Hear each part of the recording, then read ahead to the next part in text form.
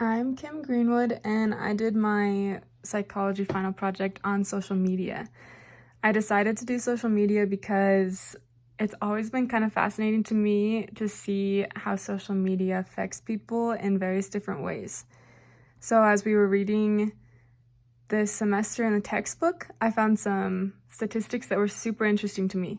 Some of them are that 92% of teens use it daily. This was a recent national survey that talked about the dramatic increases in adolescents' use of social media and how often they text message.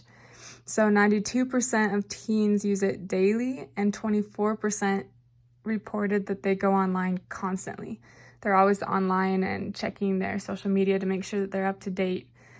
And the effect that it says in the textbook is that when adolescents have less screen time, it's linked to better health-related quality of life. And another study talked about how a high level of social media is also associated with a higher level of heavy drinking by adolescents.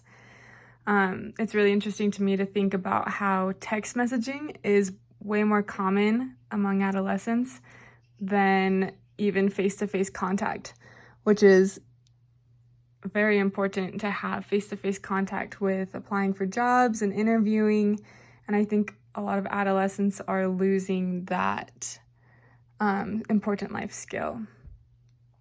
So I did some outside research as well, and I found this article by Paul Best and Roger Manctillo and Brian Taylor. So in this article, they go through talking about the pros and the cons of social media. But what was the most interesting thing to me is that in their conclusion, they said that it was contradictory. So they felt like there were so many pros and so many cons that social media was good and it was also bad. So they didn't have a concrete conclusion. But some of the pros that they talked about were how social media has so many ways that adolescents can connect with counselors and things like that to help with their mental health. And lots of the cons are usually related to comparison and how life on social media isn't real life. I also thought it was interesting as I was researching to see the top 7 social media sites. So in the textbook, it talks about how Facebook is the most common. It says that like 71% of people use Facebook, but according to the 2020 statistics, it shows that Instagram is the first, followed by YouTube, and then Facebook falls into the third category, whereas it used to be first. And then comes Twitter, TikTok, Pinterest, and Snapchat. So it's interesting to see how those have fluctuated, especially over the past year. So I decided to do some research of my own, and I had some of my friends and family help me with this. So some of them participated in social media fasts, and also recently a church leader, President Nelson, came out with a gratitude initiative where he had members of the Church of Jesus Christ or anyone who wanted to participate posted things that they were grateful for 7 days before Thanksgiving. And so I kind of combined all of these things and asked various friends and family members about their thoughts of social media and how their fast and how also President Nelson's challenge of gratitude affected them. So most of the pros, these are just general things that the majority of the people that I interviewed said. The pros were that you can message people that you don't see often. You can remember people's birthdays. Facebook is super good for that. You can be updated on people's lives, especially like those people that you haven't seen in years since, junior high, since whenever. And you can inform other people about your life. Like, let's say you got married or you had a kid, like big life events your friends will want to know about, which is why you can post them.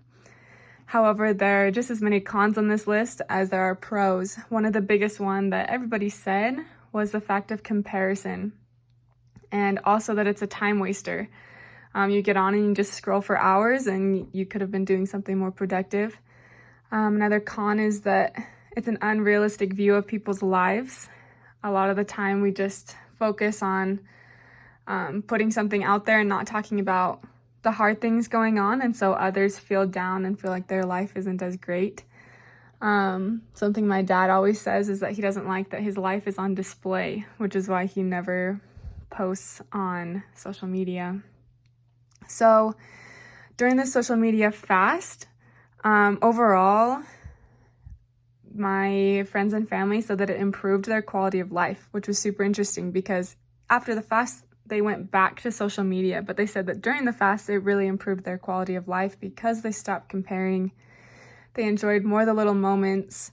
During this fast, my mom said that she realized how dependent she was on social media and that she would constantly go to click on it and then remember that she wasn't supposed to. And so she realized how dependent she had become on that. And my sister talked about having a more clear mind and not being as stressed. So as I mentioned earlier, this social media challenge by Russell M. Nelson was, it initiated on the 20th of November.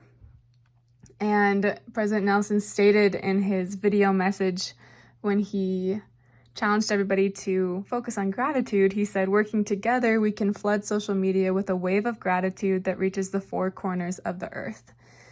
And this really did happen. There was an outcome of people being happier, people being grateful for the little blessings in life, being aware of the good things. And so it was very interesting to see that so many people were impacted, even people who weren't members or aren't members of the Church of Jesus Christ.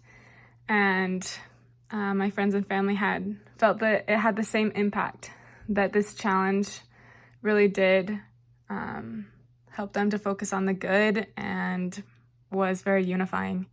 So my conclusion is that social media is really good, but only if we let it be. So because technology continues to advance, we can predict that social media use will continue to increase as well. But I loved seeing through this challenge by President Nelson that social media can bring people together as we look for the good and we're aware and we can stay in contact. I know for me personally, I lived in Mexico for about 18 months, and social media is one of the only ways that I can continue to connect and talk with the many friends and very important people to me there. And so that has been a great blessing to my life. And so in conclusion, social media can be really good, but only when we focus on the things that are good and we stop doing the comparison. And yeah, so make social media a positive thing in your life.